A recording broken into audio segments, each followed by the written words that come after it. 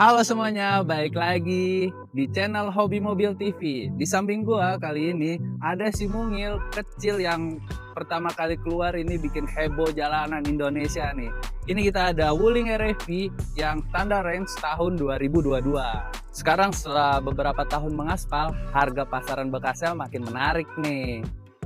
Pertanyaannya, kalau kalian punya mobilitas tinggi, apakah masih mau beli standar range ini atau kalian skip aja? Yuk kita bahas. Kita bahas dari bagian depannya dulu nih. Bagian luar ini ya dibilang lucu juga sih teman-teman sih, tapi ada juga yang nggak suka ya kayak kotak sabun lah, tapi tergantung selera masing-masing teman-teman. Tapi menurut gue sih ini lucu banget, unik. Dia punya karakter sendiri sih kalau di jalan teman-teman. Bedanya apa sih yang standar range dengan yang long range? Nah itu gampang banget teman-teman. Kalau yang standar range ini dia masih menggunakan lampu halogen. Kalau yang long range dia udah menggunakan lampu LED teman-teman. Tapi kurang lebih hampir sama semua nih guys ya. Untuk bagian bodinya diameternya itu di 2,9 meteran nih. Nah ini cocok banget nih buat nyari parkiran di mall yang sempit, atau kalian bisa masuk-masuk gang, atau buat nyalip-nyalip di jalanan nih. Masuk ke dalam kabin nih, begitu duduk di depan, ini impresi pertamanya, waduh nyaman banget karena kacanya ini udah gede banget. Dan untuk layoutnya ini minimalis ya teman-teman. Nah, dan untuk head unitnya ini udah nyambung sama dashboard bagian depan, dan udah nyambung sama kilometer juga. Dan bedanya long range, kalau yang long range ini dia nyambung ke bagian tengah nih head unitnya.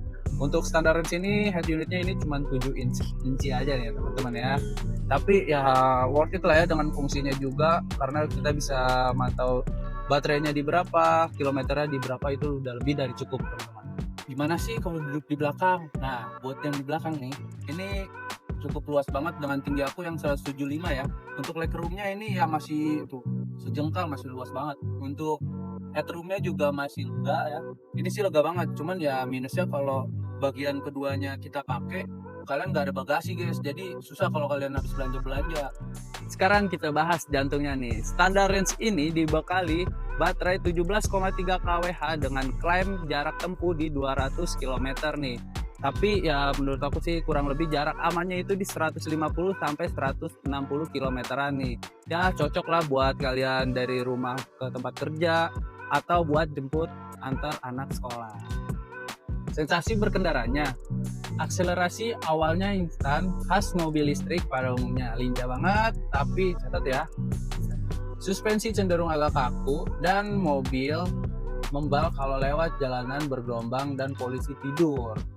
Wajar karena wheelbase-nya pendek dan bobot baterainya itu ada di bagian bawah ya teman-teman.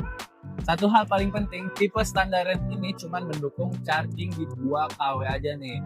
Tapi kalian kalau ngecas di rumah itu ya dari 20% ke 100% itu memakan waktu sekitar 8 jaman nih teman-teman, karena ini dia belum support fast charging. Oke, masuk ke kesimpulan. Setelah beberapa tahun terakhir, Wuling RFV standar range tahun 2022 ini apakah masih worth it dipakai di tahun 2026?